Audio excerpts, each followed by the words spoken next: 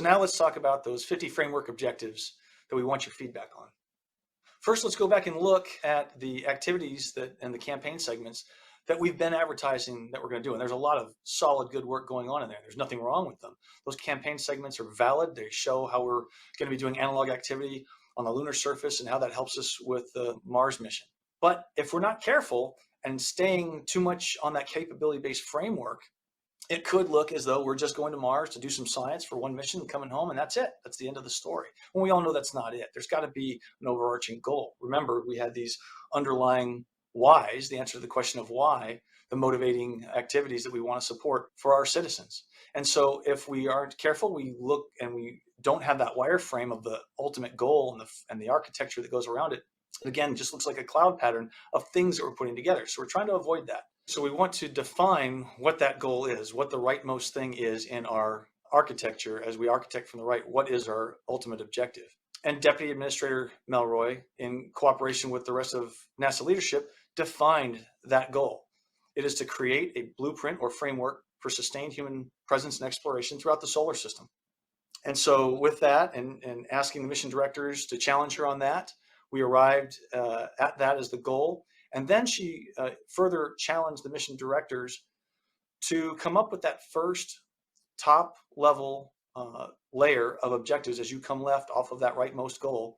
What are those top level objectives as we build out the architecture? And she binned them into 4 different categories: transportation, habitation, infrastructure, operations, and science. And so that's what they did. The challenge was to derive those objectives and then reach consensus on them using federated board processes.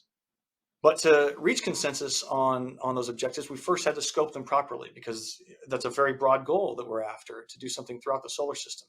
So to bring it back in and look through the lens of, well, every time we go somewhere, there are multiple reasons that you could be going somewhere. Well, 2 main ones is what you'll hear about.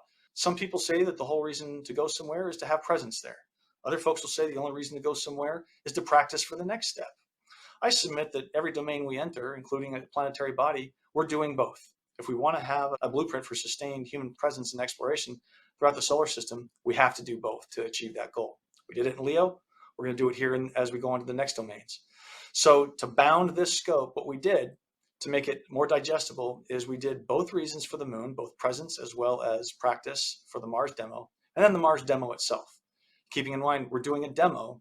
We're not just doing a mission that is the end all. We're doing a demo for future activities in the rest of the solar system. We're going to leave the presence on Mars, the sustained presence on Mars, for the next generation. And by next generation, I mean the next 5 to 10 years. We'll take another look at this and increase the scope at that point. But for now, the scope was bounded by the 2 reasons for the moon and then the demo on Mars. So as I talked about before, the principles are architecting from the right, etc. So architecting from the right, we start with the blueprint. The mission directorates then brought to the table the top 50 objectives. We reached consensus in the federated board about those objectives. And again, if we were starting with a clean sheet of paper, Jim Free and his team would have to then architect this from that direction given all the way on the right and go all the way back as you come left with more qualifiers and requirements, ultimately working with the mission directorates and the centers to then create those elements that fill out the architecture. Obviously, we're not starting with a clean sheet of paper, and I'll talk about that in a moment. With this video, you're getting access to all 50 of the objectives. And so what we want to do is give you just a quick sampling of those objectives. We are very particular about the words we chose. In some cases, like this one from transportation habitation, we're talking about developing things